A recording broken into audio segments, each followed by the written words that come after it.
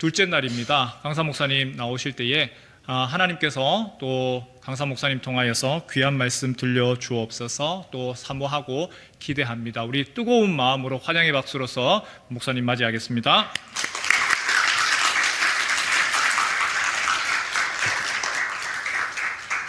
혹시 어저께 오지 아니하시고 오늘 처음 나오신 분 계신가요? 오, 여러분 계시네요. 여러분들 그 만화책 그렇게 시리즈로 나오는 거 있죠? 또 소설책이 1권, 2권, 3권, 4권 나오는 거 보면 새로운 책이 나오면 제일 앞에 뭐가 있나요? 지난 줄거리. 그래서 어저께 안 나오신 분을 위해서 어제 줄거리 조금 말씀드리고 그리고 오늘 얘기하도록 하겠습니다. 어저께 하신 거 기억나시죠? 자, 어저께 창세기 1장 27절 뭐에 대해서 얘기했냐면 우리 가정교회는 전부 이제 강조하는 게 영혼 구원하여 제자 삼는 교회, 영혼 구원하여 제자 삼는 일, 이거에 대해서 했는데, 영혼 구원은 복음을 듣고 예수님을 마음에 영접하고 거듭나는 거, 그건 이해하기가 쉬운데 과연 제자는 뭐냐에 대해서 이제 어제 말씀드렸는데, 이제 오늘 헌금하신 분들을 위해서 축복기도 잠깐 하고 어제 줄거리 말씀드리고 지난 줄거리 말씀드리고 오늘 계속 진행하도록 하겠습니다. 하나님 아버지 감사합니다. 저희들에게 부흥회를 허락하셔서 말씀을 특별히 집중해서 듣는 시간 주시니 감사합니다. 하나님의 자녀된 것, 영원한 생명을 주신 것, 또 천국 시민이 된 것만 해도 감사한데 우리에게 말씀을 주셔서 이 말씀으로 말미암아 예수님 닮도록 성장하게 하시고 또 사람들을 주님 앞으로 인도할 수 있는 이 특권을 주신 것 감사합니다. 또 부흥의 기간 중에 감사하여 드린 손길들이 있습니다.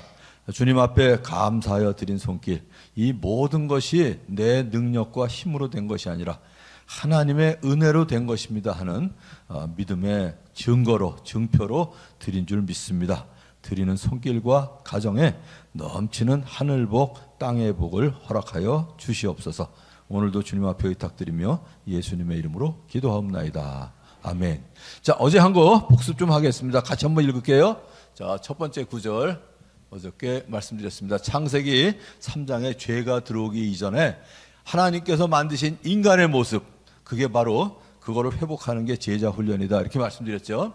자, 같이 한번 읽겠습니다. 하나님이 당신의 형상대로 사람을 창조하셨으니 곧 하나님의 형상대로 사람을 창조하셨다. 그래서 성경에서 우리라는 단어가 나온다든지 사람이라는 단어가 나오면 그중에 내가 들어가니까 나를 포함시켜서 읽어보시면 좋아요. 한 가지 예를 들어볼게요. 이게 개인적으로 적용해야 될 게 왜 필요하면 이렇게 한번 해보자고요.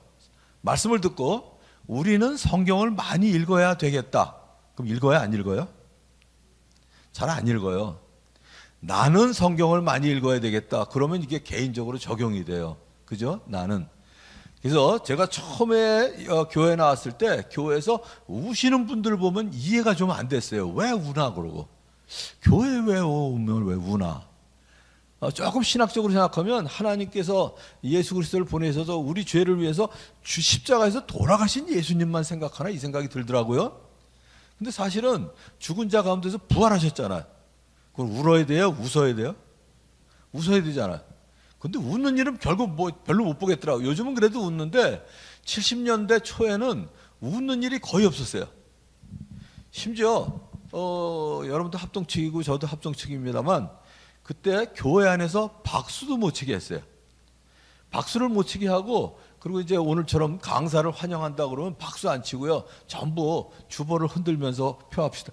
이거나 박수나 그게 그건데 그런 생각이 있었는데 그런데 제가 여러분들이 암송하신 구절이에요. 아마 2년 전에 암송하셨을 거예요. 전부 12구절씩 매년 하시죠. 그래서 이번에 제가 보니까 D 파트 하고 계신데 작년에 C 파트 하셨고요. 그 전에 B 파트 하셨을 거예요.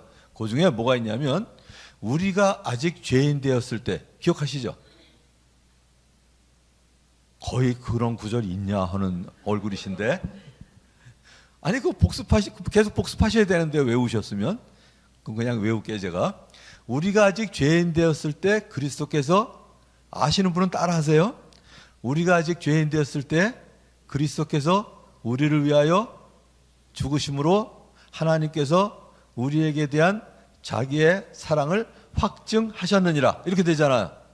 근데 그 우리 속에 이경준이가 들어가야 안 들어가요? 여러분의 이름 들어가야 안 들어가요? 제가 이렇게 읽어봤어요. 경준이가 아직 죄를 범하였을 때 하나님께서 경준이를 위하여 죽으심으로 말미암아 그리스도께서 경준이를 위하여 죽으심으로 말미암아 하나님께서 경준이를 위한 사랑을 확증하셨느니라. 울어야 돼요? 안 울어야 돼요? 울지 않으면 이건 비정상이죠. 완전 비양심적이잖아요. 그래서 그 로마서 5장 8절을 알고 나서요. 그때 제가 펑펑 울었어요. 제가 가끔 성찬식 할 때 저희는 이제 한 달에 한 번씩 해요. 성찬식을. 성찬식 할 때 꼭 두 가지를 하자고 그래요. 한 가지 예를 들었어요. 제가 만일에 죽게 됐어요. 그런데 장기를 이식만 하면 살 수 있어. 근데 제 장기에 맞는 사람이 제 아내밖에 없어요. 그때 저희 아내가 저를 위해서 장기를 기증하고 죽겠대요. 말려야 돼요? 안 말려야 돼요? 말려야죠. 미쳤냐? 속된 말로 미쳤냐? 무슨 소리라는 거냐? 제가 하도 못하게 했더니 저희 아내가 유서를 써놓고 장기를 기증하고 죽었어요. 그럼 장기 이식 해야 돼요? 안 해야 돼요? 장기 이식 안 하면 저희 아내 죽음만 헛되잖아요. 그런데 장기 이식하기 전에 뭐 해야 돼요? 왜 나를 위해서 당신이 죽어? 그러고 펑펑 울어야 되지 않아요? 그죠? 그 다음에 장기 이식 수술하고 난 다음에 뭐 해야 돼요? 당신의 죽음이 헛되지 않도록 나 정말 성실하게 열심히 잘 살게. 요 얘기를 꼭 해야 되지 않아요? 여러분들이 성찬식 때 꼭 그 두 가지를 하셨으면 좋겠어요. 주님께서 나를 위하여 죽으셨다니. 주님께서 나를 위해서 죽으셨다니 펑펑 우셨으면 좋겠어요. 너무 감사하고 죄송스러워서. 그 다음에 뭐 해야 돼요? 빵과 포도주를 다 드신 다음에 정말 주님의 죽으심이 헛되지 않도록 주님의 뜻에 맞게 열심히 살겠습니다. 이 고백이 반드시 있어야죠. 그 고백이 반드시 있어야죠. 그런 것처럼 이 구절도 하나님이 당신의 형상대로 경준이를 창조하셨다. 곧 하나님의 형상대로 경준이를 창조하셨다. 이걸 믿음으로 받아들이면 내가 얼마나 가치 있는 사람인지를 알아야 되잖아요. 어저께 말씀드렸죠. 나는 하나님의 낙관이 찍힌 하나님의 작품이다. 이게 얼마짜리예요? 그래서 제가 어저께 예드렸잖아요. 어저께 여러분들이 가지고 계시는 옷 중에 가장 비싼 옷 세탁기에 넣냐고요? 안 넣잖아요. 손빨래도 안 해요. 그 비싼 돈 주고 드라이 클리닝 시켜요. 그래서 제가 대학교 1학년 때까지는 온갖 거 다 했죠. 예수님 안 믿으니까. 대학교 2학년 때 믿고 그 사실을 알고 나서 제 삶이 바뀐 게 뭐냐면 어저께 얘기했죠. 적어도 두 가지. 하나님의 작품에 술 부으면 되냐 안 되냐. 그죠? 하나님의 작품에서 연기 나오면 되냐 안 되냐. 분명히 말씀드렸잖아요. 그죠? 또 하나는 이게 얼마나 귀중한 건데 이거 놀리면 안 돼요. 세상에 한 20억 주고 산 의료 장비를 놀리면 그냥 본전이에요? 손해예요? 그거 무조건 손해예요. 더구나 리스로 하면 그거 계속 이자 나가잖아. 그리고 비용 나가잖아요. 그러니까 안 쓰면 손해예요. 그렇다고 무리하게 해서 병 들어라 그건 아니에요. 쉬워줄 줄도 알아야 되지만 그러나 하나님의 작품 이 비싼 거를 놀릴 수가 없는 거예요. 그래서 열심히 하는 거예요. 그래서 그거 말씀드린 것처럼 첫 번째 여러분들에게 말씀드린 게 건강한 자아상을 가지십시오. 그러고 말씀드렸어요. 건강한 자아상을 가지시라고. 자, 그런데 나만 건강한 자아상을 갖는 게 아니라 옆 사람도 역시 하나님의 작품이잖아요. 그죠? 얼마나 귀중해요? 비난하면 돼요? 안 돼요? 안 돼요? 근데 비난하게 돼요? 안 하게 돼요? 되게 솔직하시네. 완전히 이중인가? 저도 그래요. 그래서 오늘 그럼에도 불구하고 다른 사람을 받아들일 수 있는 방법을 좀 알려드리려고 그래요. 그래서 오늘, 어제, 내일 말씀드릴 게 뭐냐면 어제는 건강한 자아상에 말씀드렸고 오늘은 결혼과 가정에 대해서 말씀드릴 거고요. 내일은 이제 세계관에 대해서 특별히 세상을 잘 다스릴 수 있도록 우리에게 교회라는 제도를 주셨기 때문에 교회가 해야 될 역할을 내일 할 거예요. 그래서 그걸 여러분들 마음속에 그림을 그리시도록 이렇게 그림을 그려드리면 이렇게 세 가지라고 말씀드렸죠. 첫째, 건강한 자아상을 가지세요. 두 번째는 건전한 결혼관을 가지세요. 세 번째는 건실한 세계관을 가지세요. 그랬는데 오늘 이제 두 번째 날 결혼과 가정에 대해서 말씀드릴 건데 이거 외우기 쉬워요. 세상 사람들도 진리를 추구하는 사람들 보면 성경으로 가게 돼 있어요. 결론은 이거 어디서 배운 것 같지 않아요? 초등학교, 중학교 때 수신, 제가, 치국 배우셨죠? 이게 수신, 제가, 치국이에요. 그러니까 수신은 뭐 가방끈이 길고 학위 많이 따고 박사학위 많이 받는 게 수신이 아니고 사람이 돼야죠. 그래서 건강한 자아상을 가지는 게 하나님의 작품이라는 사실을 알고 하나님의 뜻대로 살 수 있는 그 가치관을 갖게 되는 거, 건강한 자아상 갖는 거, 저는 그게 수신이라고 봐요. 두 번째는 오늘 할 건데 가정을 잘 다스리는 거. 세 번째는 뭐냐면 꼭 대통령이 되고 장관이 돼서 나라를 다스려야 치국이 아니고 내게 주신 은사와 힘과 정열과 돈을 가지고 세계를 세상답게 만드는 거, 이게 치국이잖아요. 그래서 수신, 제가, 치국을 잘하는 사람이 제자예요. 자, 그래서 오늘 두 번째 가정에 대해서 말씀드릴 텐데 가정에 대해서 아주 쉽게 말씀드릴게요. 저는 가능한 대로 성경을 마음속에 기억하기 쉽게 알려드려요. 대표적인 거 하나 알려드릴게요. 여러분들 십계명 문현교회가 벌써 생일이 73년 정도면 십계명 정도는 다 외우시죠? 그죠? 거기다 성가대 가운까지 입으셨으면, 거기다 지휘까지 하시면, 제 5계명. 그거 할 수 없다. 반주자한테 가야지. 제 7계명. 장로님한테까지는 안 갈게요. 십계명은 지금부터 3,500년 전에 모세가 하나님께로부터 받은 골동품이 아닙니다. 그죠?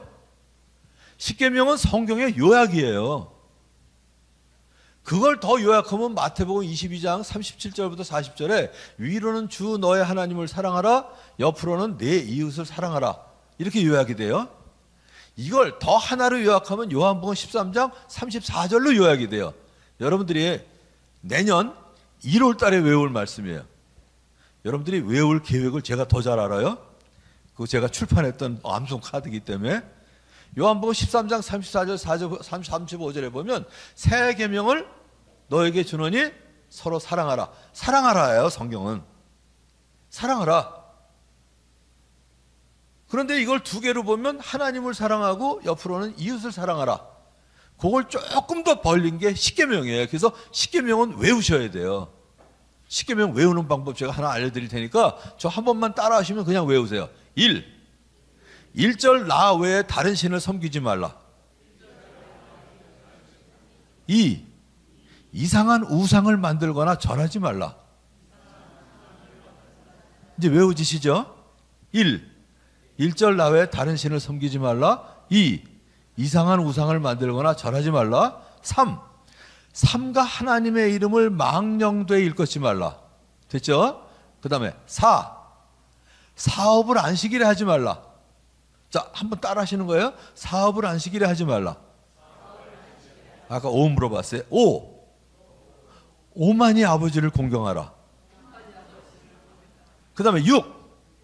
6발 들어가는 포 있어요. 구멍이 6개. 혈이 구멍이잖아요. 그래서 6혈포 그러면 6발 들어가는 포예요. 6혈포로 살인하지 말라. 7.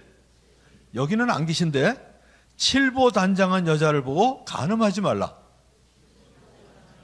안 따라 하실 거예요? 한번 따라 하셔야지 외워져요. 8. 도둑질을 뭘로 해요? 팔로 하잖아요. 그죠? 팔로 도둑질 하지 말라. 9. 구렁이 담 넘어가듯 거짓 증거하지 말라. 10. 10원이라도 탐내지 말라. 그럼 다 외우셨죠? 다시 5. 그 다음에 7. 그렇죠? 7. 금방 나오잖아요. 그죠? 8. 그렇죠? 10. 금방 다 외우잖아요. 근데 제가 이걸 가지고 모든 생활의 십계명을 계속 만들어 나가고 있어요. 예를 들면 부부생활 십계명, 자녀교육 십계명, 직장생활 십계명, 교회생활 십계명, 검소한 생활 십계명 계속 만들어 나가고 있거든요. 하나 예를 들어 볼게요. 그냥 좋은 말 10개 써놓고 십계명 이렇게 쓰는 사람 많아요. 그게 말고 십계명에 근거한 거라. 예를 들자면 팔로 도둑질 하지 말라 그랬잖아요. 그래서 제 자녀 교육 8번째 계명이 뭔지 아세요?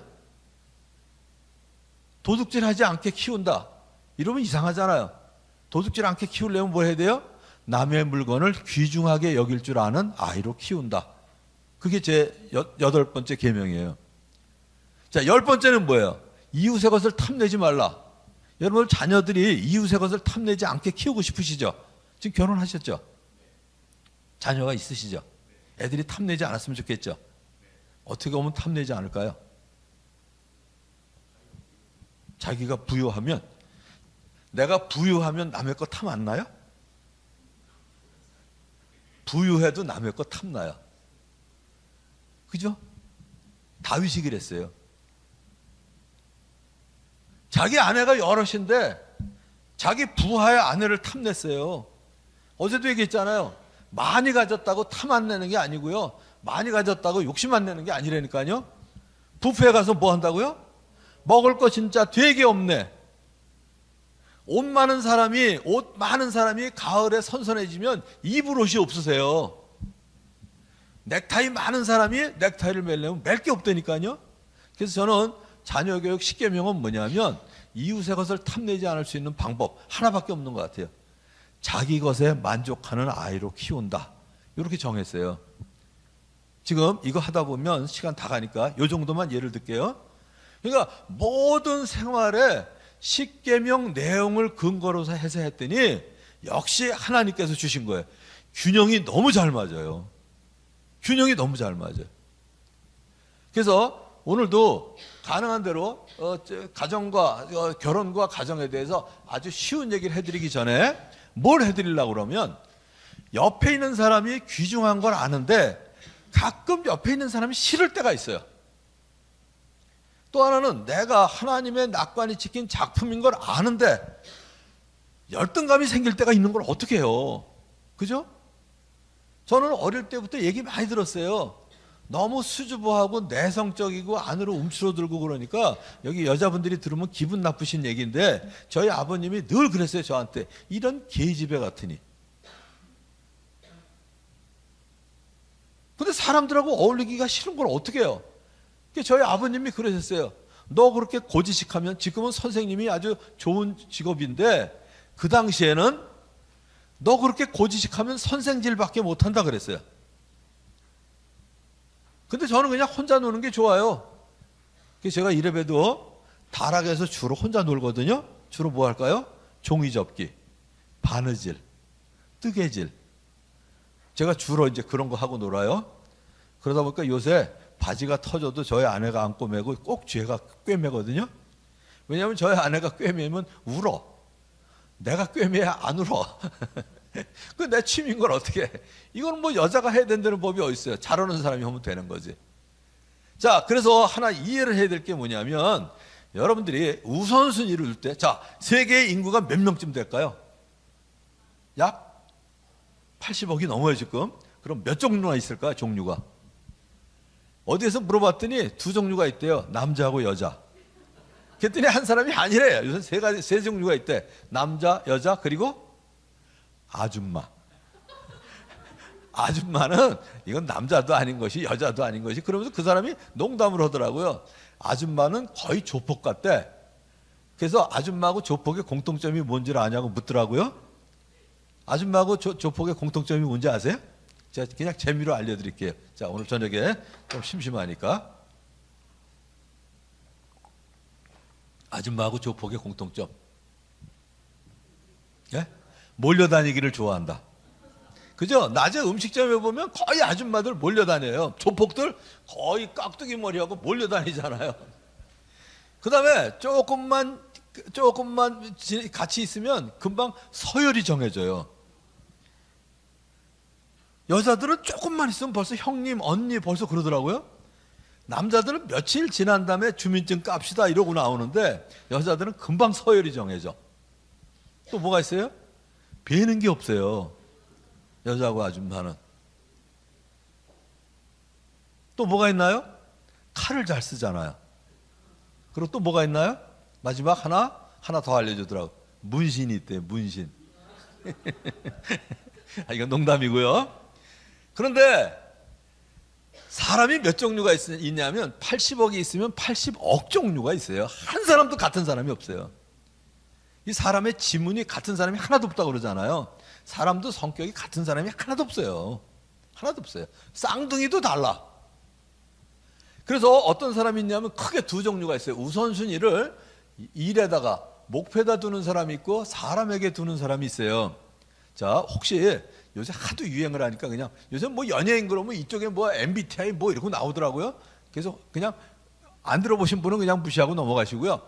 MBTI 공부를 하면 고급 과정하고 그다음에 끝에 가서 이제 강사 과정에 요거를 꼭 공부해요.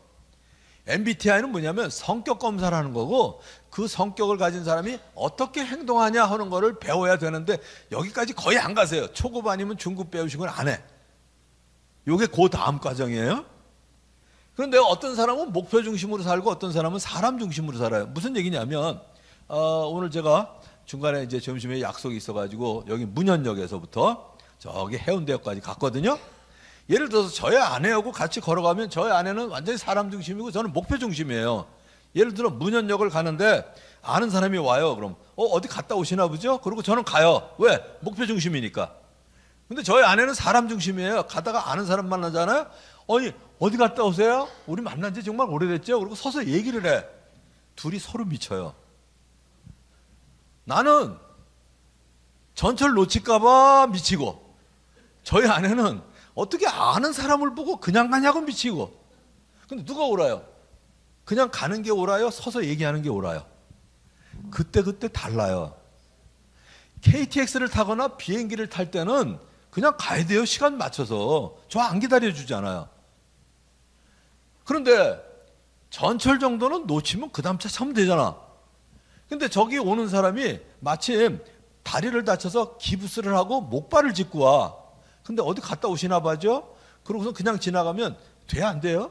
상처받아요. 너무 쌀쌀 맞잖아요. 그때는 사람 중심으로 가야죠. 그래서 그때 다르지만 기본적으로 자 여기도 보자고요. 나는 아무래도 일 중심이야 그러시는 분은 오른손 드세요. 나는 사람 중심이야 그러시는 분은 왼손 드세요. 나는 두 가지 다 같아 그러면 양손 쓰세요. 안 드시는 분은 제가 개인적으로 가서 여쭤볼게요. 목표 중심이 오른손 하나 둘 셋. 어느 쪽이세요? 안 드시는 분 내가 물어본다 그랬는데 목표 사람. 자 여기도 봐요. 두 종류가 있잖아요. 두 종류가 누가 옳아요?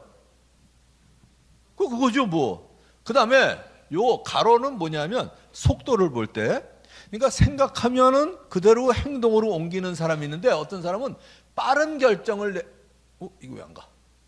빠른 결정을 내리는 사람이 있어요. 두 번째는 뭐냐면 느린 결정을 내리는 사람인데 빠른 건 좋고 느린 건 나쁜 게 아니라 자 한번 보자고요. 오늘 아침에 우리 목사님이 호텔에서 뭐 아침 조식을 멋있게 사주려고 그랬는데 거기 계약이 안 돼 있다고 손님을 안 받는 거예요. 그 바람에 뭐 아침에 그냥 뭐 뻑저지근하게 먹을 거 뭐 있어요? 간단히 먹으면 되지. 그래서 어딜 갔냐면 뭐죠? 수변 돼지국밥. 거길 갔어요. 갔더니 웬 종류가 그렇게 많어? 그래서 뭘 먹겠냐고 물어보는데 제가 대답한 거 기억나세요? 제가 뭐라 그러냐면 아무거나. 저는 대답이 아무거나예요. 아니 복잡하면 결정을 못 내려. 그리고 이거 먹을까 저거 먹을까 생각이 많은데 자꾸 거기 주문받는 사람이 뭐 드실래요? 그랬더니 그냥 제일 간단한 거 제일 싼 거 얘기했더니 좀 기분 나쁜 얘기를 하더라고요. 어르신들은 기름진 거를 별로 안 좋아하신다고. 날 보고 어르신이라고 그러니까 기분 되게 나쁘대. 그래서 어쨌든 그 다음에 그러면 아무거나 주세요. 내가 그랬다고요. 근데 만일에 우리 목사님이 나보고 아무거나가 메뉴에 어디 있어요? 얼른 고르세요. 그러면 제가 뭐라고 대답하냐면 그럼 목사님 시키는 거 저도 시켜주세요. 저는 그래요. 근데 가끔 중국집에 한 7명이 같이 놀러 가면 밥을 먹으러 가면 성질 급한 사람이 이런 사람이 있어요. 사람도 다 오기 전에 뭐 먹을래요? 그러고 물어보지도 않고 중국집에서 만드는 밀가루 음식이 뻔하지 뭐 짜장면 4개, 짬뽕 3개 아저씨 시켜놓고 사람들이 오면 짜장면하고 짬뽕 시켰으니까 골라 먹어 이런 사람이 있어요. 그 급한 사람들 누가 오라요? 그냥 묻지도 않고 시키는 사람이 오라요? 아무거나 먹죠 뭐 그런 사람이 오라요? 그것도 성격대로 달라요. 그게 성격대로 얼마나 다른가 한번 보자고요. 여러분들 이렇게 손가락 깍지 한번 끼워보세요. 깍지를. 그러면 여기 보면 오른손 엄지손가락이 위로 올라오고 여기는 오른손, 여기는 또 왼손이 올라왔어요. 그죠? 왼손 엄지. 누가 오라요? 옳고 그런 게 없죠. 그냥 자기 마음대로. 근데 끼고 계세요? 끼고 계시다가 제가 하나 둘 셋 하면 얼른 바꿔 끼시는 거예요. 하나 둘 셋. 저기 바꿔 끼시라고 그랬더니 이렇게 바꿔, 이거 말고 다 바꿔 끼시는 거예요. 자, 바꿔 끼셨죠? 기분이 어떠세요? 어디 2개 들어간 것 같지 않아요? 어디는 안 들어간 것 같고. 그러니까 늘 자기가 끼는 습관이 있어요. 버릇이. 더 간단한 거 보여드릴게요. 이렇게 한번 팔짱을 껴보세요. 자, 팔짱을 껴보시면 저기 보면 오른팔이 나온 사람, 왼팔이 나온 사람이 골고루 있어요. 여기도 한번 봐야지. 아까는 달라. 이거 봐. 여기는 왼팔, 오른팔. 늘 2 사람은 같고 혼자는 다르네. 누가 오라요? 이것도 없죠. 근데 끼고 계세요. 그러다가 제가 하나 둘 셋 그러면 얼른 바꿔 끼시는 거야. 하나 둘 셋 빨리 바꿔 끼세요. 아직도 돌리시는 분이 있어요. 이거나 그게 그거잖아요. 근데 저는 이렇게 하면 너무 어색해. 그게 자기가 하는 버릇이 있어요. 그런데 재밌는 게 뭐냐면 요거를 가지고 보면 세상 사람들을 4종류로 나누는데 딱 좋아요. 성경 인물을 나눌 때도 좋아요. 요거를 이해하면 다른 사람을 받아들이는데 너무 도움되는 거예요. 그래서 내일 할 건데 우리 교회가 제일 먼저 해야 될 게 뭐냐면 사랑인데 그건 좀 추상적이고요. 사랑하면 뭐가 돼요? 하나가 돼야 돼요. 근데 하나가 되려면 요걸 이해하면 너무 좋은 거예요. 자, 보세요. 목표 중심이면서 빠른 결정을 내리는 사람이 뭐냐면 세상에서 주로 주도적인 사람이 그런 사람이다 이렇게 얘기를 해요. 그래서 쉽게 영어로 하자면 D형이다 이렇게. 다미넌스 주도하고, 디맨드 요구하고, 디렉트 지시하고 이런 사람들. 딕테토리얼. 그래서 여간에서 고집이 꺾이지 않는 디파이언트 그래갖고 그런 사람이 주로 주도형이에요. 그냥 외우기 저기 하시면 그냥 주도형 이러시면 돼요. 어디에 많냐면 정치가들에게 많아요. 이 사람들은 자기 주장이 강해요. 그래서 정치가들이 인격이 더러워서 싸우는 게 아니라 주도형들이라 주로 싸워요. 그래서 이거를 세계 2천만 명 이상 검사를 했는데 오늘 검사까지는 안 할게요. 시간 관계상. 제대로 하려면 진짜 시간 갖고 해야 돼요. 전부 다 하려면 2박 3일 해야 돼요. 주도형인 사람이 대개 10 내지 15%예요. 그러면 여기 지금 한 100명 정도 오늘은 모이셨는데 100명 중에 10명 내지 15명이 이따 주도형으로 나올 거예요. 근데 주도형의 장점은 뭐냐면 리더십이 강해요. 왜냐하면 자기 주관이 뚜렷하니까. 근데 약점은 뭘까요? 다른 사람의 말을 잘 안 들어. 그리고 다른 사람의 감정을 잘 이해를 안 해. 이게 약점이에요. 그래서 어디에 맞냐? 정치가. 그 다음에 대형 교회 목사님. 그 다음에 대형 회사의 회장님. 주로 이런 분들이 주도형이에요. 그리고 성경에도 보면 하나님의 일을 주도적으로 잘한 사람들이 대개 주도형이에요. 대표적인 인물이 바울이에요. 그죠? 이 사람들은 단도직입적이에요. 뭐 복잡하지 않아요. 자, 사도 바울이 어떻게 바울 됐나 한번 설명드릴게요. 얼마나 심플한가 보세요. 하나님 제대로 알기 전에 믿는 사람들 다 잡아 죽이죠. 다메섹까지 가서 거기 크리스찬들이 있으면 예수 믿는 사람이 있으면 끌어다가 죽이려고 그랬다고. 가다가 예수님이 가만둘 수가 없잖아요. 그래서 고꾸라뜨리시고 눈이 안 보이게 하시고 그 다음에 이제 소리가 났어요 위에서. 그랬더니 바울이 뭐라고 그래요? 주여 뉘시니까 이거죠. 어우 눈이야 뭐 이런 것도 없어. 소리 나니까 당신 누구야? 이거예요. 주여 뉘시니까 그랬더니 나는 네가 핍박하는 예수니라 이랬죠. 죄송합니다 그동안 뭐 이런 것도 없어. 그냥 그 자리에서 회개하고요. 그 다음에 질문 나오는 게 뭐냐면 주여 무엇을 하리까? 그러고 그냥 사도해요. 그죠? 무적의 동작이 빨라요. 이런 사람이 되게 주도형이에요. 제가 이랜드에서 오랫동안 고문을 했는데 이런 사람을 어디에 시키면 좋으냐? 여러분들 아마 뉴코아 백화점 해운대도 있고 여기 저 부산대학교 앞에도 있는 거 아시죠? 그거 이랜드가 뉴코아를 인수해가지고 뉴코아 백화점 된 거거든요. 그러니까 경영 체제가 다르니까 경영 전환을 시켜야 되잖아요. 그럴 땐 저 같은 사람 시키면 전환이 잘 안 돼요. 마음이 약해서. 이렇게 독한 사람을 갖다 세우면 금방 전환해요. 그 대신 여러 사람 상처 주죠. 그러니까 어떤 성격도 좋기만 하는 건 없어요. 이건 강한 대신에 다른 사람의 감정을 아프게 해. 저 같은 사람은 다른 사람의 감정을 아프게 하진 않지만 일이 진척이 안 돼요. 어떤 것도 장점만 있는 건 없어요. 여기 중국에 대해서 조금 폄하하면 기분 나쁘실 분 안 계신가? 그럼 제가 예를 하나 들게요. 여러분들이 세상에 물건을 살 때도 그래요. 좋기만 한 건 없어. 자, 보자고요. 프라이팬을 사러 갔어. 세상에 이렇게 좋은 프라이팬은 처음 봤어. 단점이 뭐예요? 비싸잖아. 세상에 이 값에도 프라이팬이 있다니. 그러면 뭐가 안 좋아요? 질이 안 좋아요. 다른 거하고 차이가 난다고 써 있어. 그죠? 뒤에 메이드 인 차이나. 차이 난다고. 그죠? 그래서 어떤 것도 좋기만 한 건 없어요. 그러니까 두 번째는 뭐냐면 사람 중심이면서 빠른 결정을 내리는 사람이 있어요. 아주 따뜻해요. 온화하고 협조를 잘하고 그런 사람이 있는데 그런 사람이 누가 있을까요? 자, 신약에 누가 있죠? 베드로. 그죠?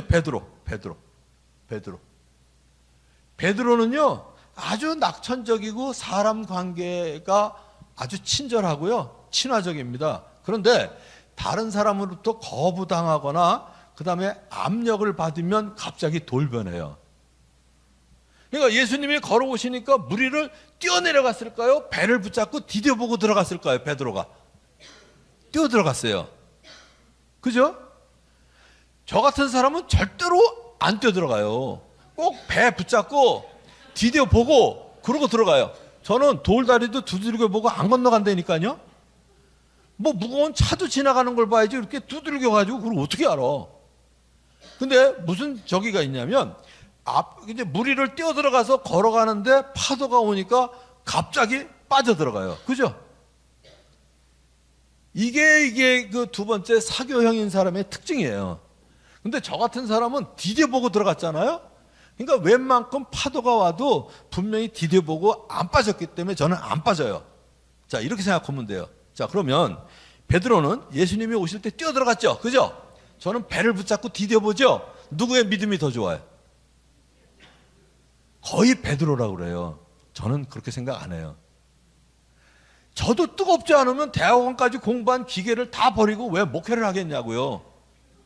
저도 뜨거워요. 근데 뜨거운 것도 불도 두 가지 불이 있잖아요. 모닥불도 있고 밤새도록 방바닥을 데우는 군불도 있잖아요. 어떤 불이 좋아요? 군불이 좋아요? 모닥불이 좋아요? 캠프파이어 할 때는 모닥불이 좋아요. 방바닥 데울 때는 군불이 좋아요. 그래서 오늘 이제 목사님하고 황령산을 아침에 이제 갔다 왔는데 모든 산들이 어떻게 되냐면 산봉우리가 높으면 계곡도 깊어요. 그죠? 산봉우리가 높지 않은 산은 계곡도 안 깊어요. 이게 믿음하고 똑같아요. 그러니까 부흥회 하고 나서 아싸 그러고 그냥 막 흥분하고 날뛰던 사람은요 그 다음 주에 보면 푹 꺼져 있을 때 있어요. 그죠? 근데 저 같은 사람은 날뛰질 않아. 맞아. 그래 그렇게 살아야지. 밋밋해요. 그 대신 저 같은 사람은 안 꺼져요. 그러니까 저는 무지하게 따지고 1년 동안 엄청 따지고 예수님을 믿었기 때문에 예수님 믿고 나서 50여 년 동안 아직 슬럼프에 있었던 적이 없어요. 다른 거야 이게 믿음이. 그러니까 그냥 뭐 이런 부흥회하고 울고 불고 난리치고 방언하고 그냥 막 날뛰는 사람만 좋은 게 아니라 그냥 마음속 진득하게 결심을 하고 다짐을 하는 것도 그것도 믿음이에요. 둘 차이가 있는 거지. 그래서 이런 사람의 차이가 뭐냐? 아주 친화적이고 열정적이고 그리고 낙관적인데 사교형의 약점이 뭐냐?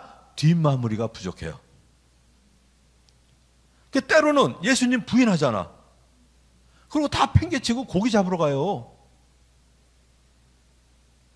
그 대신 이런 사람의 장점이 뭐냐? 설득력이 있어서 한 번에 물론 하나님께서 역사하신 거지만 3,000명씩 회개하는 역사가 일어나요.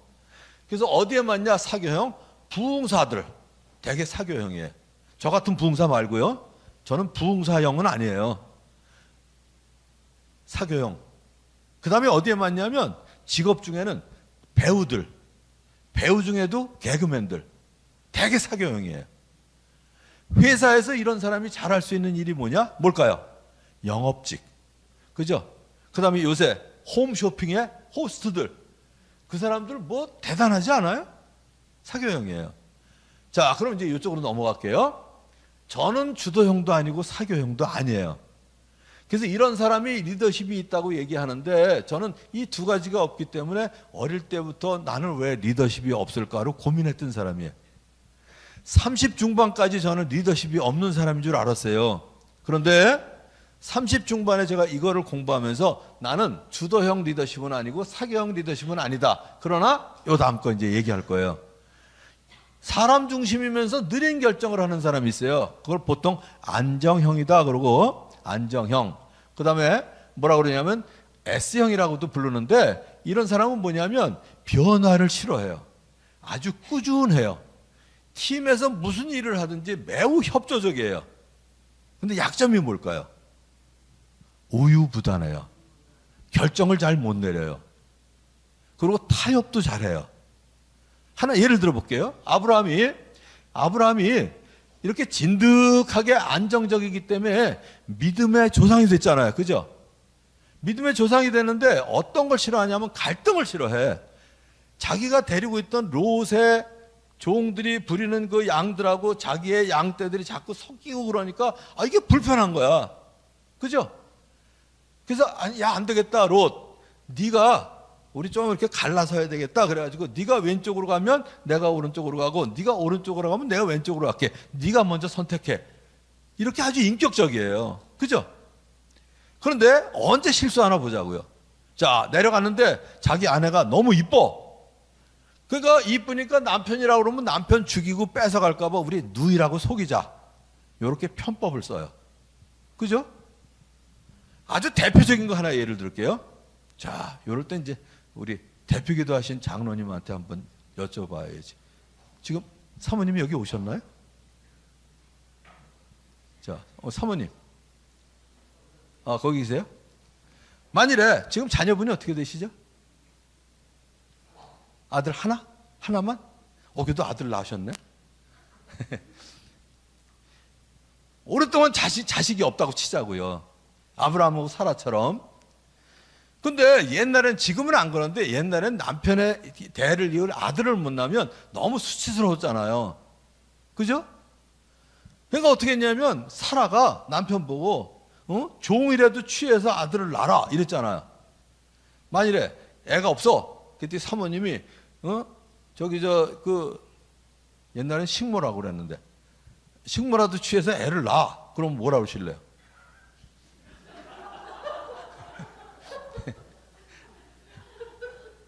당신 무슨 소리를 하는 거야? 아브라함 같으면 하나님께서 우리 사이에 자녀를 주신다고 그랬는데 당신 무슨 소리를 하는 거야? 이래 되잖아요. 그죠?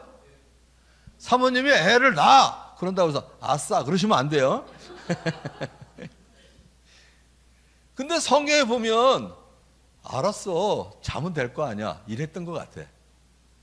그래서 결국 아내가 사라가 나중에 보면 매우 주도형이에요. 그러니까 주도형인 아내의 그냥 강한 요구 때문에 못 견디고 여자하고 자서 결국은 이스마엘을 낳잖아요. 그죠? 걔 때문에 지금 아직도 중동이 지금 시끄러워요. 그죠? 육체적으로는 이스마엘이 장손이거든. 근데 이삭이 약속의 자손으로는 장손이잖아. 지금까지 시끄러워요, 저게. 지금까지.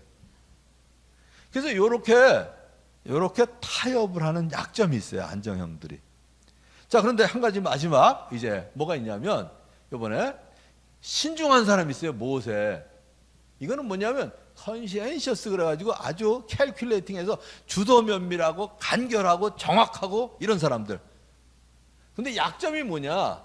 자기가 수준이 높은 만큼 늘 비판적이에요. 자기가 한 일에 대해서도 만족을 못하고 다른 사람에 대해서도 늘 비판적이야. 그래서 자, 모세가 여러분들 기억나시죠? 모세가 한 말 중에 제일 많이 기억나는 게 뭐예요? 나는 입이 뻣뻣하고 둔하니이다. 그죠? 그럼 말 못한다는 얘기인데 모세가 말 못했을까요? 이집트 바로 공주의 아들로 있으면서 웅변 40년 동안 배웠을까요? 안 배웠을까요? 그 당시에 웅변 안 배웠을 리가 없어요. 딴 사람보단 잘해. 근데 말을 못한다는 얘기는 뭐냐면 자기가 만족을 못하는 거예요. 왜 이 사람이 말 잘한다고 제가 생각하냐면 말을 못하는 사람은 남의 싸움에 끼어들어요? 안 끼어들어요? 안 끼어들어요. 근데 사도행전 7장 보면 히브리인들끼리 싸울 때 왜 동족끼리 싸우냐고 끼어들잖아. 말 못하는 사람 아니에요. 나중에 저기 출애굽기랑 민수기랑 쭉 할 때 보면요 얼마나 말 잘하는데. 근데 이런 사람 있잖아요. 여러분들 중고등학교 다닐 때 이런 사람 있지 않았어요? 시험 보고 나면 아씨 왜 시험 못 봤대? 왜 얼마나 못 봤길래? 아 묻지 마 정말 신경질 나. 왜 그래도 몇 개 틀렸어? 아씨 하나 틀렸어. 이런 애 있잖아요. 그죠? 있죠? 아니 사교형은 84점만 맞아도 내가 공부한 것만 나왔다고 그래요. 근데 신중형은 하나 틀리고 100점 못 맞은 것 때문에 속이 상한 거예요. 이런 애들이 있어요. 다시 한번 얘기하자면 주도형은 아주 리더십이 강한데 다른 사람 말을 안 듣고 다른 사람의 감정을 이해 못해요. 되게 그래요.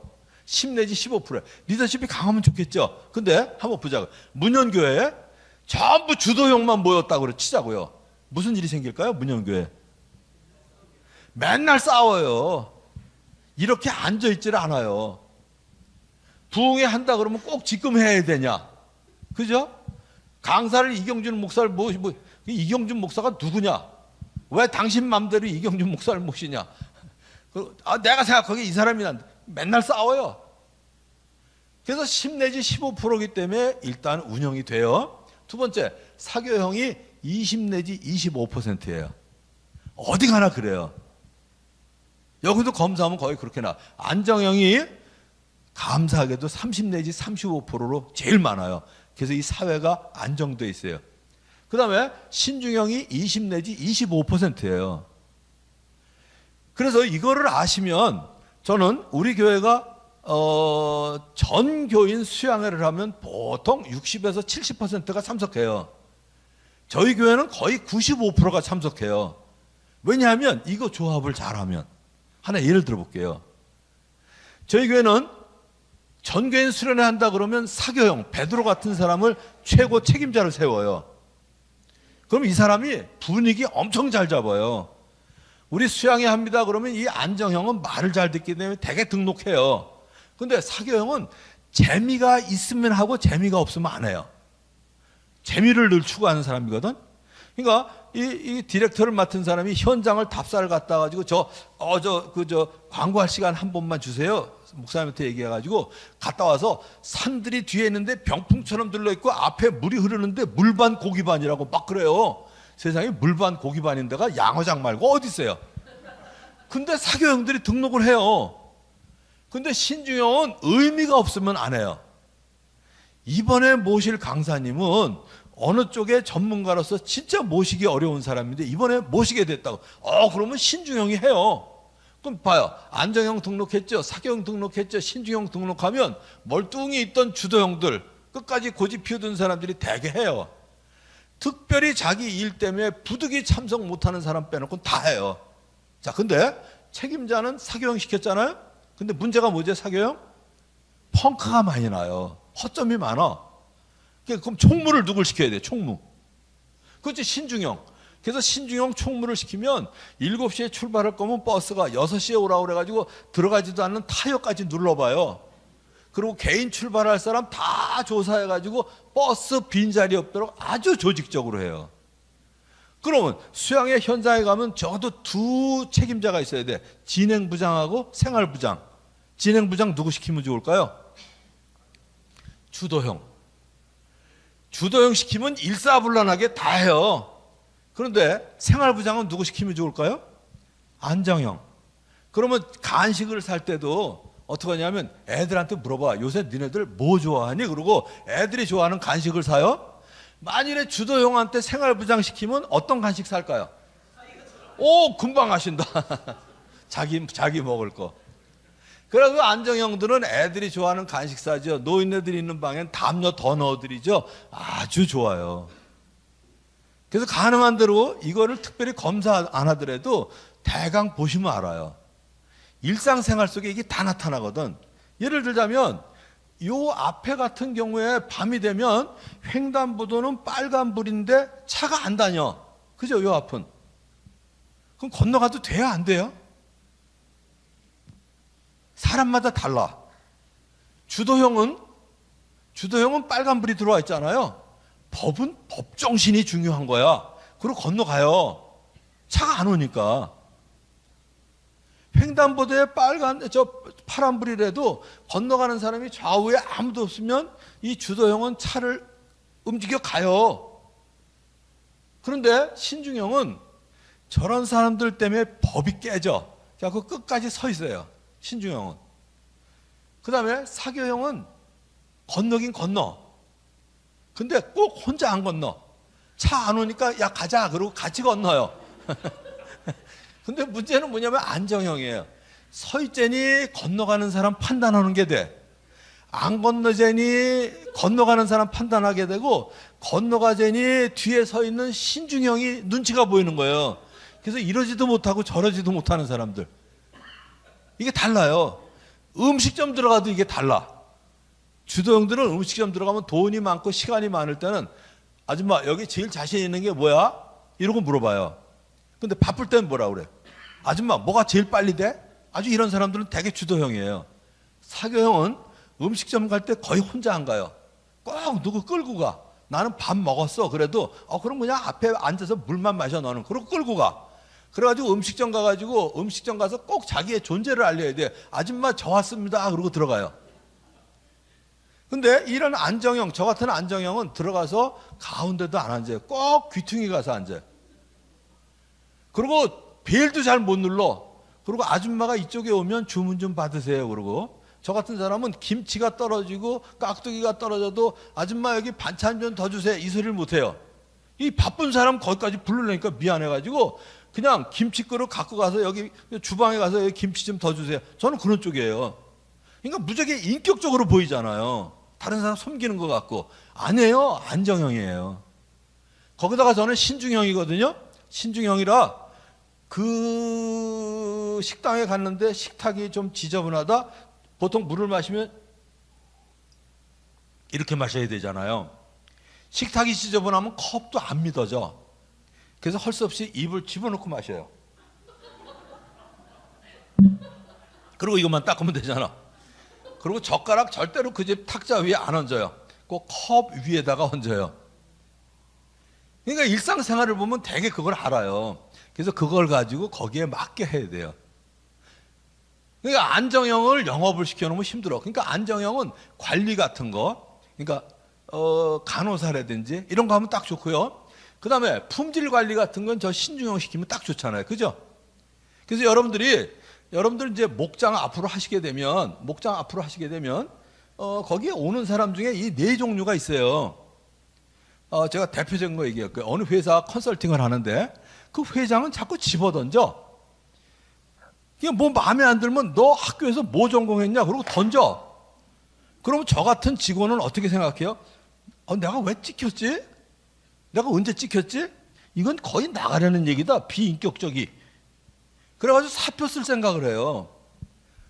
근데 이 회장은 찍은 것도 아니고 비인격적인 사람이라 이걸 집어던지는 게 아니라 이 사람은 마음에 안 드는 게 있으면 분이 나면 잘 집어던져요. 그러니까 집을 때 이건 나가라는 얘기다 그러지 말고 아이 누가 주도형 아니랄까 봐 그러고 집으면 돼. 자, 또 한 가지. 저는 갈등이 생기면 이불을 뒤집어 쓰고 자요. 그러면 풀려. 근데 주도형이나 사교형은 갈등이 생기면 잠이 안 와요. 그러니까 자는 사람 보면 쇼한다고 그래가지고 이불을 잡아당기거든. 그래서 여러분 중에도 여러분의 남편이 아마 여러분들 남편 중에 이런 분이 계실 거예요. 여기 그 안정형들. 그래서 여러분하고 갈등이 생길 때 이불을 뒤집어 쓰고 주무시면 아 성질 죽이느라고 그러는구나. 그러고 그냥 내버려 두세요. 지금 잠이 와 그러고서 이불 확 잡아당기면 그거 어떡하란 말이에요. 그래서 그걸 좀 이해하시면 돼요. 자, 요거를 근거로 해서 이제 오늘 가정에 대한 걸 할 텐데 시간이 많이 갔기 때문에 이제 빨리빨리 할게요. 자, 여기 사과나무가 있어요. 창세기 2장을 보면 아까 10계명을 외우기 쉽게 한 것처럼 가정에 대한 걸 외우기가 아주 쉬워요. 자, 나무가 어떻게 구성되냐면 흙 밑에 뭐가 있죠? 뿌리, 그 다음에 줄기, 그 다음에 가지, 그 다음에 꽃이 피고 열매가 맺어요. 자, 저 한번 따라하세요. 뿌리, 줄기, 가지, 꽃, 열매. 이러면 가정이 끝나. 자, 그게 어디에 있냐면 첫 번째. 자, 창세기 2장 18절부터 25절까지 볼 텐데 첫 번째 보면 주 하나님이 말씀하시다. 그래서 뿌리는 이제 네 자로 다 알려드릴 거예요. 여러분들 거의 외우세요. 아주 쉬워요. 언약 관계예요. 뿌리는. 언약이 뭐냐면 사전을 찾으면 말로 한 약속 이렇게 돼 있지만 그게 아니고 성경의 언약은 어떤 상황과 조건에서도 변함이 없는 게 언약이에요. 그러니까 하나님이 우리를 사랑하시고 약속하신 거는 변함이 있어요, 없어요? 이게 언약이에요. 그런데 결혼은 아담이 결혼하고 싶어서 졸라서 한 결혼이 아니고 하나님이 해주신 거잖아요. 그죠? 하나님이 만들어주신 결혼과 가정은 언약 관계예요. 우리나라가 워낙 그냥 이게 결선 과정도 많고 아픔이 많기 때문에 여기도 이혼하신 경력이 있는 분이 계실지도 모르겠어요. 그분들 마음 아프게 하려고 그런 게 아니라 어쨌든 결혼은 앞으로는 적어도 우리의 자녀들은 언약 관계라 어떤 상황과 조건에서도 갈라서서는 안 되는 계약 관계가 아니다 이거예요. 근데 이 세상의 모든 건 다 계약 관계예요. 그죠? 아니 회사 들어갈 때도 연봉 4천만 원 줄 테니까 닷새 근무 이렇게 돼. 그럼 이틀만 나가면 잘려요 안 잘려요? 잘려야지. 1,000만 원만 줘. 그러면 나가요 안 나가요? 4천 준다 그러니까 1,000만 원 주면 안 나갈 거 아니야. 이런 게 계약 관계예요. 물건 하나를 사도 다 계약 관계. 이건 얼마다. 이 계약 관계. 근데 결혼과 가정은 계약 관계가 돼서는 안 된다 이거예요. 너 얼마 해올 거야. 나 얼마 해갈 건데.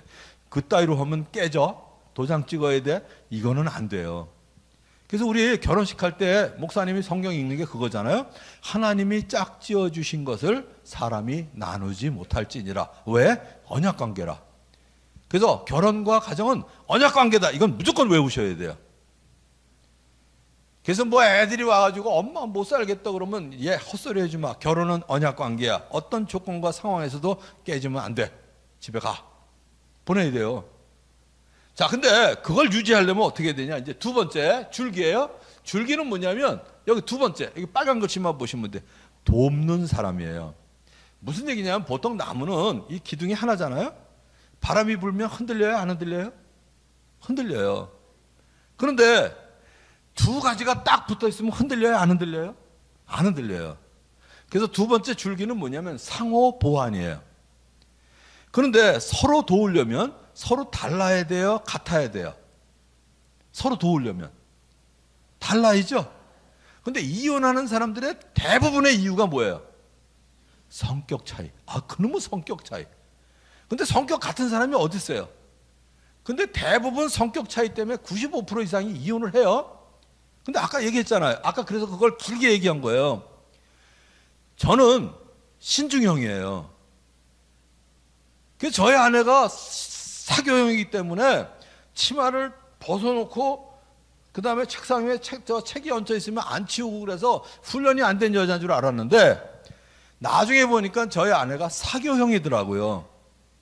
저희 아내는 처음 보는 사람하고도 얘기도 잘하고요. 그래서 안 믿는 사람 우리 집에 잘 불러와요. 저희 아내는 안 믿는 사람들만 보면 가슴이 뛰나 봐. 공원에 할아버지들 할머니들이 앉아있으면 벌써 쟁반에다가 그냥 차 타가지고 바로 가서 아무튼 뭐 나눠드리면서 얘기하고 어느새 또 복음 전하고 있어요 벌써. 저는 그걸 못해요. 저하고 저희 아내하고 늘 하는 얘기가 뭐냐면, 제가 저희 아내한테 지금 42년 동안 하는 얘기가 뭔지 아세요? 생각 좀 해라, 생각 좀. 왜냐하면 생각만 하면 바로 결정 내려가지고 행동으로 옮겨요. 근데 저는 이거를 생각하고 결정을 하려고 그러면 이 사람 신경 쓰여서 못하고 저 사람 신경 쓰여서 못하고, 그게 미흡하니까 저희 아내가 42년 동안 한 얘기가 뭔지 아세요? 둘 다 생각 가지고 해요.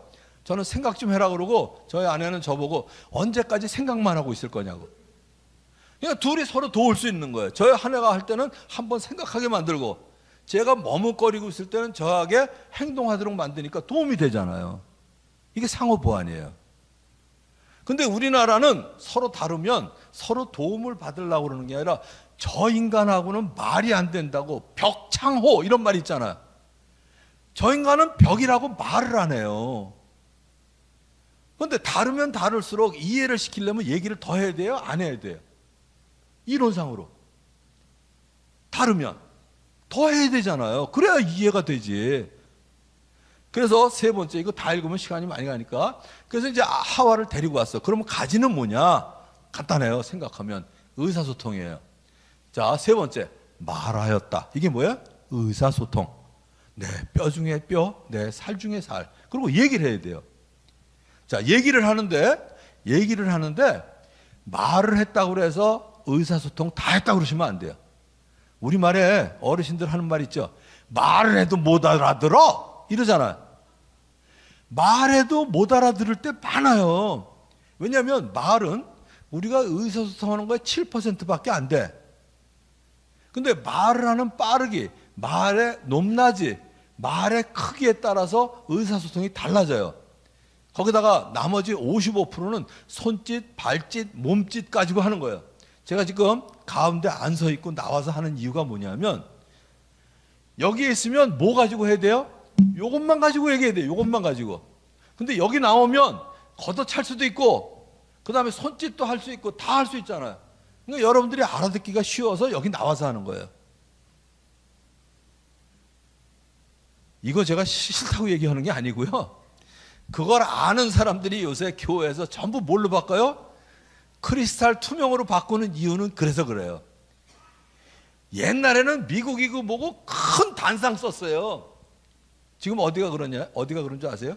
이거 여기 나무 쓰는데 제가 이런 예를 들어서 대단히 죄송한데, 김정은이가 큰 거 놓고 해요. 그죠? 그리고 걔는 원고 가지고 쳐다보지도 않고 그러고 읽어요. 의사소통 안 돼요. 자, 말만 가지고 안 되는 걸 한번 보자고요. 제가 예를 들어 설교를 잘한다고 치자고요. 그러면 잘한다 이러죠. 그죠? 잘한다. 이건 잘하는 거예요, 못하는 거예요? 잘하는 거 못하는 거예요? 잘한다. 잘하는 거죠? 근데 똑같은 잘한다인데 잘한다. 그럼 잘하는 거예요, 못하는 거예요? 못하는 거예요. 그죠? 그러니까 잘한다 이 말 가지고 글로 써놓으면 이게 잘하는 건지 못한다는 얘기인 건지를 몰라요. 그러니까 7%밖에 안 된다니까. 근데 그거를 어떻게 억양을 주고 어떤 음정으로 하냐에 따라서 이게 다른 거예요.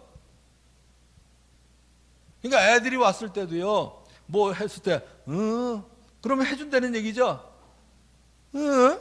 이래봐요. 이건 전혀 딴 얘기가 돼요. 그래서 의사소통은 내가 이야기하고자 하는 바를 상대방이 알아들어야 되는 거예요. 한 가지 더 예를 들게요. 제가 인감증명 3통이 필요했어요. 그 다음에 날씨가 이제 조금 있다 더 추워져가지고 화분을 다 들여놔야 되겠다 이런 얘기를 했어, 저희 아내하고. 근데 그 다음날 아침에 출근할 때 인감증명을 띄워달라는 뜻으로 오늘 그것 좀 해줘 이러고 갔어. 나는 무슨 얘기한 거예요? 인감증명 좀 띄워줘 그랬어요. 그때 저희 아내가 뭘로 알아들었냐면 화분 좀 들여놔줘 이걸로 듣고 네 그랬어요. 근데 저는 네 그러는 소리를 인감증명 띄워놓게요. 이걸로 들었어요. 그죠? 그럼 그 다음날 아침에 인감증명 그랬더니 무슨 인감증명? 아니 어저께 해준다고 그랬잖아. 그랬더니 화분 들여놓으려는 줄 알았지. 그럼 의사소통 한 거예요? 안 한 거예요? 안 한 거예요. 그래서 의사소통은 내가 전달하려는 거를 상대방이 알아들어야 돼요. 자, 오늘 30분까지 끝낼래니까 좀 빨리 가야 되겠네. 그 다음에 네 번째가 뭐냐면 아까 뭐라 그랬어요? 자, 다시 뿌리 그러면 여러분들이 언약관계, 줄기 그러면 상호보완, 가지 그러면 의사소통 이렇게 얘기하시는 거예요. 자, 다시 뿌리, 줄기, 상호보완, 그 다음에 가지, 의사소통 됐죠? 그 다음에 꽃은 뭐냐면 한 몸을 이루는 것이느냐. 그래서 성생활이에요.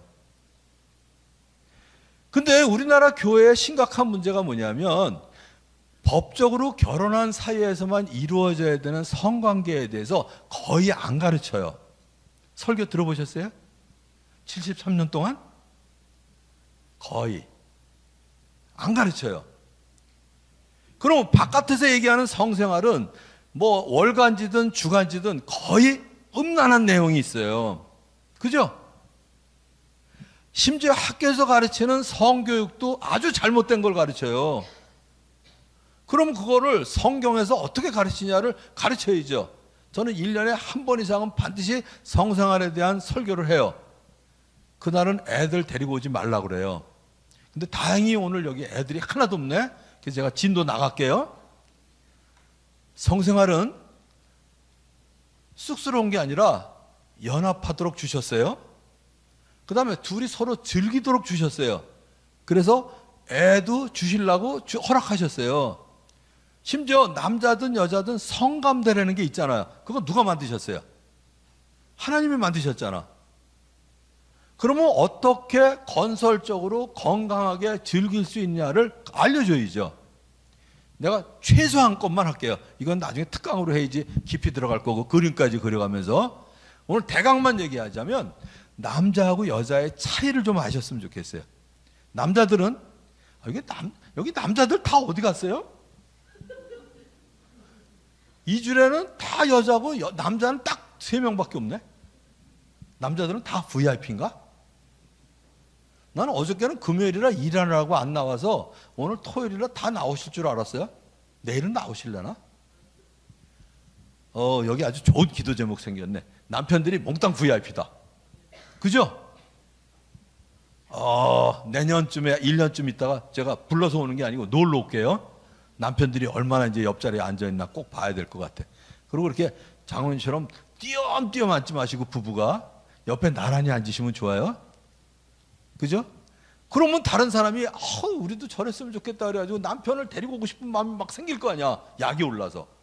그죠? 근데 어쨌든 남자하고 여자의 차이점을 알아야 되는데 남자는 백열전구하고 똑같아요. 그죠? 아무거나 보면 좀 이렇게 이상한 거 보면 금방 자극되지 않아요? 밤에 자다가 와이프가 손에만 잡혀도 바로 자극이 돼요. 남자가 다 그런 걸 어떻게 해? 장로님도 목사님도 다 그래요. 저도 그래요. 와이프가 손에 닿으면 바로 자극돼. 그 다음에 일 끝나고 나면 바로 식어. 그게 뭐하고 똑같으냐? 백열전구예요. 스위치 누르면 바로 들어오고 바로 꺼지잖아. 근데 여자들은 안 그래요. 다정한 얘기를 하고 우리 데이트할 때 얘기하고 좀 에로틱한 얘기를 하고 이래도 가슴이 바로 안 뜨거워져. 서서히 달궈져요. 그리고 서서히 식어요. 그죠?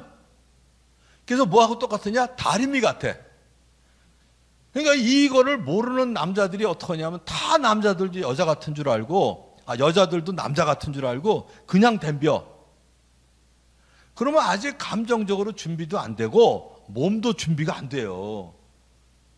그러니까 분비물도 안 나왔는데 갑자기 덤비니까 성교통이 생기는 거야. 아프잖아요.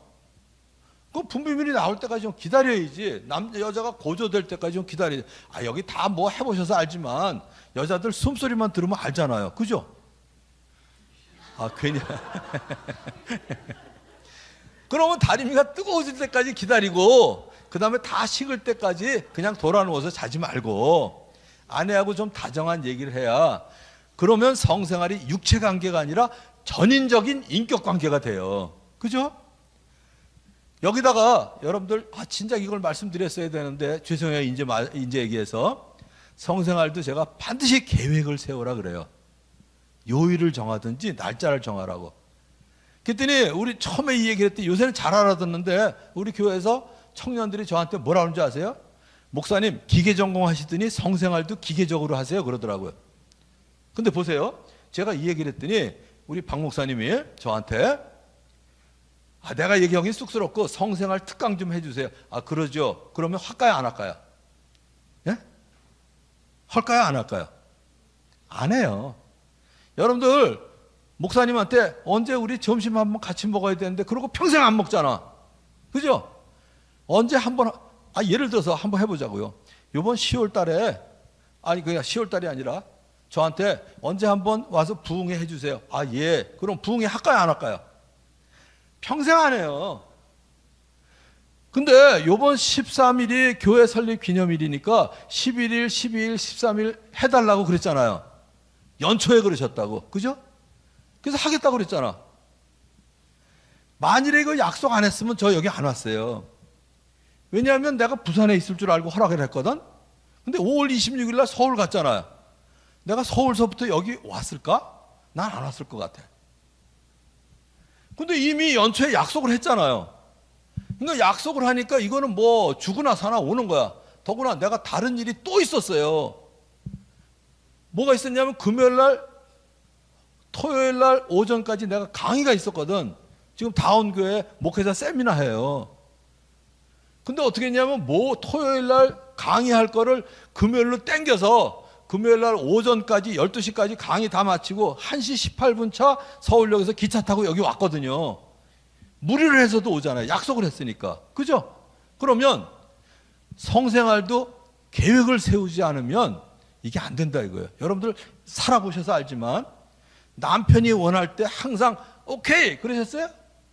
싫잖아. 그러니까 오늘은 안 돼. 그럼 내일은 돼? 내일 봐서. 서로 맞는 날이 거의 없어요. 그러면 남편이 요구했다가 거절을 당하면 무슨 생각이 들어요? 오늘은 기분이 안 좋구나, 컨디션이 안 좋구나, 이렇게 안 해요. 나를 거절했다고 그래요. 그죠? 근데 또 사양을 했는데도 남편이 덤볐어. 그러면 내가 그렇게 좋아? 이래요? 아니에요. 나를 또 무시했다고 그래. 내가 분명히 컨디션이 아니라고 그랬는데 강제로 덤볐잖아. 심한 경우에 뭐라 그래? 이건 강간이다 이래. 그러니까 말이 안 되는 거예요. 그러니까 요일을 정해라 이거예요. 제가 신혼부부한테 결혼 예비 학교 할 때 요일을 꼭 정하라고 그래요. 그래서 화목하게 화요일, 목요일. 근데 어떻게 젊은 사람이 2번밖에? 그럼 3번 해라. 주 안에서 화목해라 그래요. 주일, 화요일, 목요일. 그럼 되잖아. 그러다가 기운이 없으면 그냥 일주일에 1번. 그러다가 한 달에 2번, 그 다음에 한 달에 1번. 그래서 음력 보름날만 하든지. 정 기운 없으면 결혼 기념일만 하더라도 어쨌든 계획을 세우면 그날은 서로 기대를 하고 준비를 하잖아요. 근데 무슨 문제가 생기냐면, 자 보세요. 나는 아내를 오늘은 꼭 안아야지 그러고 왔는데 그날따라 김장을 했어. 그 다음에 겨울 동안 있었던 이불 빨래를 했어. 응하고 싶어요?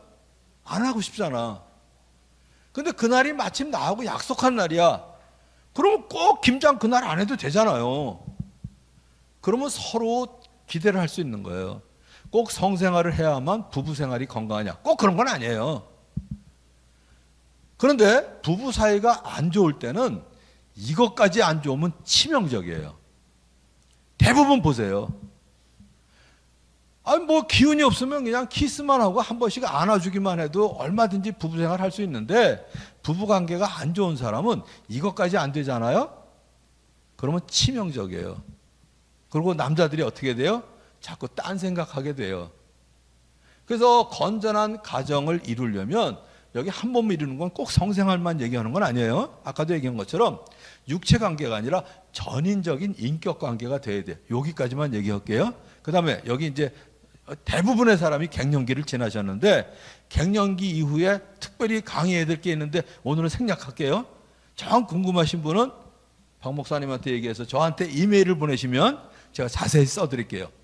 근데 재밌는 거는 이 이메일 보낼 때마다 많이 와요. 자기 이름 안 밝히고 해. 한국 사람들 진짜 수줍어해요, 이 문제에 대해서. 그래서 제가 자세히 다 써줘요. 안 물어보고 누군지 안 물어보고. 자, 마지막. 시간 너무 많이 갔다. 마지막이 뭐죠? 열매. 열매는 뭘까요? 자손, 자식. 이거 큰일 날 얘기예요. 열매 자식 아니에요. 여기에 아들 못 낳은 사람 많이 있을 텐데. 이거 유교 문화예요, 유교. 유교는 뭐냐면 남편의 대를 이을 아들을 못 낳으면 칠거지약기를 가지고 버려도 되는 악 중에 7가지 악 중에 하나가 아들 못 낳는 거예요. 그죠? 그게 성경적이에요? 아니에요. 자, 그러면 사과나무를 길렀는데 20년 동안 열매가 안 맺어. 뽑아버려야 돼요? 계속 길러야 돼요? 뽑아야지. 그런 식으로 하면 자식을 못 낳으면 버림을 받아야 돼요. 아니에요. 그래서 자식이 열매가 아니에요. 그럼 자식은 뭐냐? 선물이에요, 선물. 선물은 주는 사람 마음대로, 하나님 마음대로 아들을 주실 수도 있고 딸을 주실 수도 있고 아들, 딸 다 주실 수도 있고 안 주실 수도 있어요. 어떤 경우에 입양이라는 거룩한 사역을 하도록 안 주실 수도 있고요. 여자가 몸이 너무 약해서 애 낳다간 죽겠다 그러면 주셔야 돼요? 안 주셔야 돼요? 그럼 안 주셔야지. 선물이에요, 선물.